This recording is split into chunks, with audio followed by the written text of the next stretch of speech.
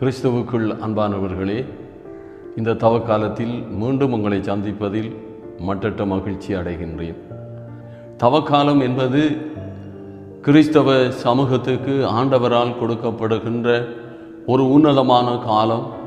இந்த காலத்திலே நாம் ஆண்டவராகிய இயேசு கிறிஸ்துவின் பாடுகளுக்கு முன்பதாய் நம்மை குறித்து நாம் ஆராய வேண்டியவர்களும் சீர்தூக்கி பார்க்க வேண்டிய காலமுமாக இந்த காலம் நமக்கு கொடுக்கப்படுகிறது.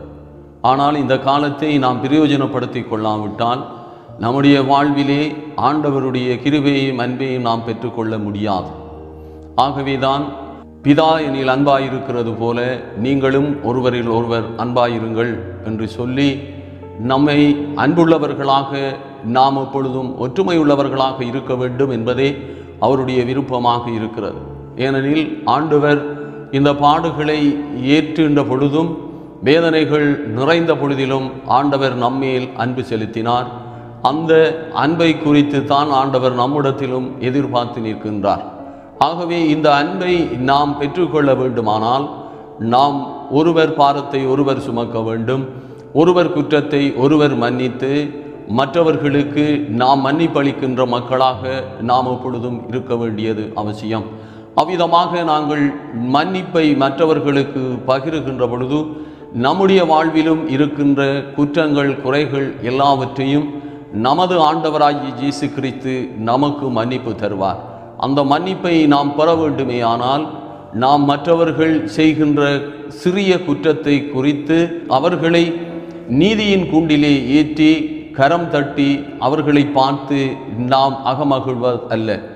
நாம் அவர்களுடைய குற்றங்களை நாம் மன்னித்து அவர்களை மேல் அன்பு செலுத்தி அவர்களை நாம் நம்முடைய உறவாக ஏற்றுக்கொள்ள வேண்டும். அவ்விதமாக நாம் ஏற்றுக்கொள்ளும் பட்சத்திலே தான் ஆண்டவராகிய இயேசு கிறிஸ்து நம்முடைய குற்றங்களையும் அவர் மன்னிக்கிறவராக இருக்கிறார்.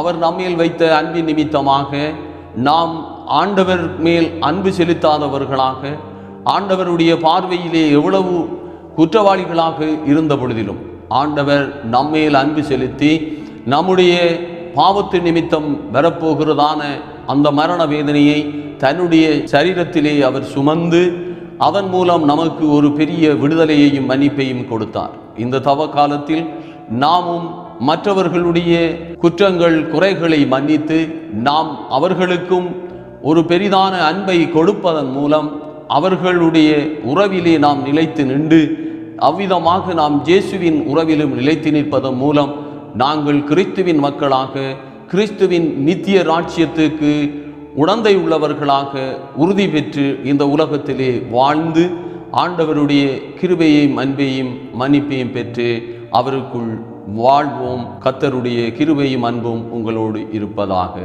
ஆமென்.